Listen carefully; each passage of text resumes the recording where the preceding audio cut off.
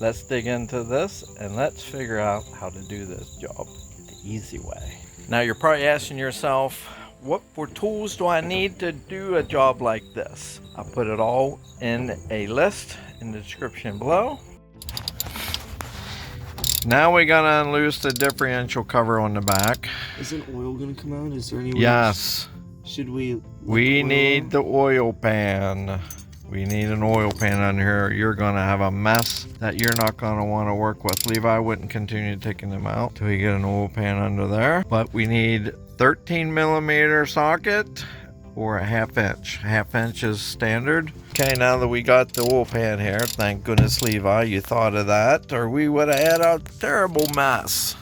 There is a couple here, I believe, that the bolts would be a little bit longer. Maybe that bolt you just took out a little longer. Maybe this one here for this bracket here, the bolt might be a little bit longer. I'm not sure, but if there's any longer, you got to mark it so that you make sure you get those back in the right hole. Go ahead and take the bolts all out now that we broke them all loose. Okay, we got the bolts all out. Now try to pry that off. You smell that? Oh yeah, now I can. Okay, I think you get most of it out, isn't it? Gear oil stinks to high heaven. Next, we just kind of wipe it off if you got a little bit of dirt in here somehow. Go up in here, clean out this oil that was laying in the bottom, because you're going to be putting in new oil. Take a putty knife or a flat screwdriver. Make sure you clean off all this old gasket material. Work your way the whole way around and clean that all off good. And then take a rag and make sure this is all wiped clean the whole way around and dry. Now I'm using some of this. It's ultra gray gasket maker, and it's the high torque version. And so you just go ahead and squeeze some of that all the way around. Make sure you go around the holes.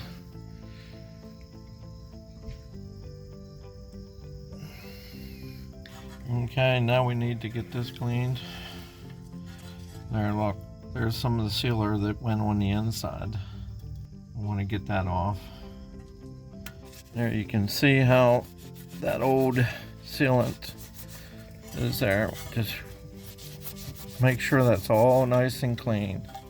And then wipe all the old oil inside here out. Now we go ahead and set this back on there. Wrong way. Huh? Wrong way. Wrong way? It was upside down. And go ahead and put this on here and line up the bolts.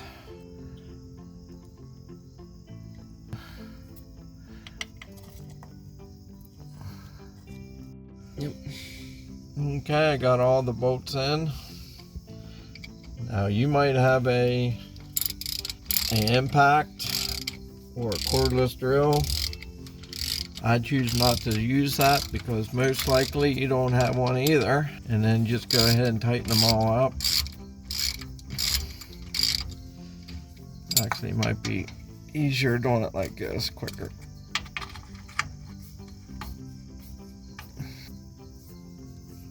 Handy dandy torque wrench, which is very inexpensive. I have a link in the description below on it as well, and it's set up for, would you say 35? I think it's at 30 right now. 30 foot-pounds. And then we'll just go ahead and torque these. And if you don't have a torque wrench, I don't think it's a big deal. And you'll want to crisscross. There.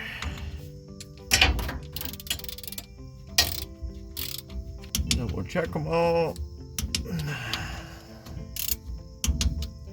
And that is that. So what's next?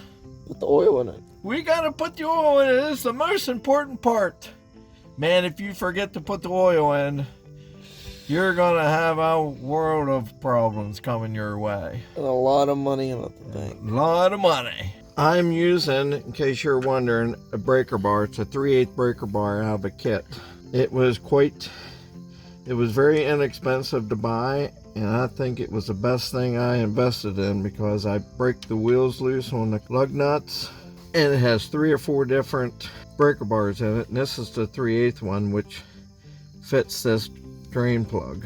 And there's what it looks like. And let's see what the end looks like here. Is there a magnet on there? I think there is. And there wasn't much on it, which tells me that differential was good. There's a little bit of real fine stuff.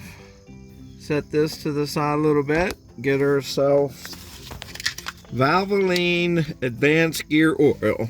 And I'm using the 7590 weight. You might be asking, why use the bag? Why not use the bottle? The bag might be a little more expensive, but what's going to happen is this is why. Go ahead and cut the end off.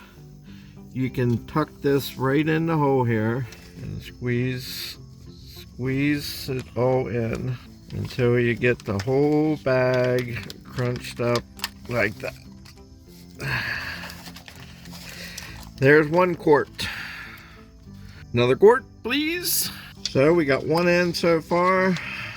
You might be asking, well, how much do I know how much to put in? Is there a dipstick? No, there's not a dipstick. You put it in until it starts running out. But you probably still want to have an idea how much to get, how much to buy. It takes 2.5 quart to fill this up.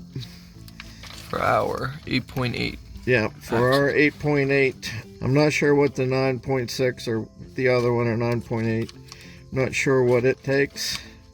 But this one takes 2.5 quart.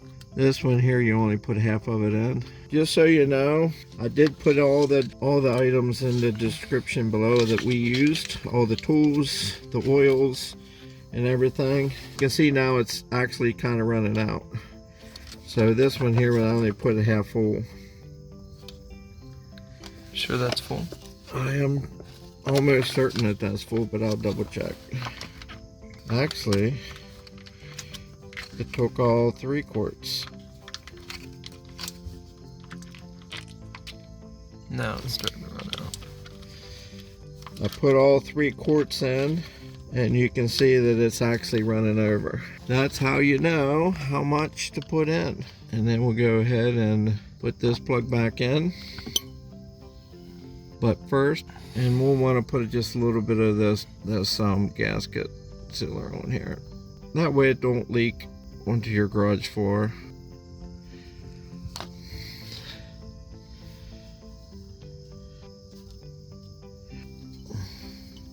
And I'm sure there's a torque value on this, but it's not a big deal.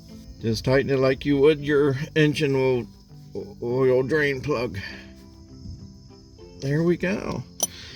And then wipe this off so it's not dripping.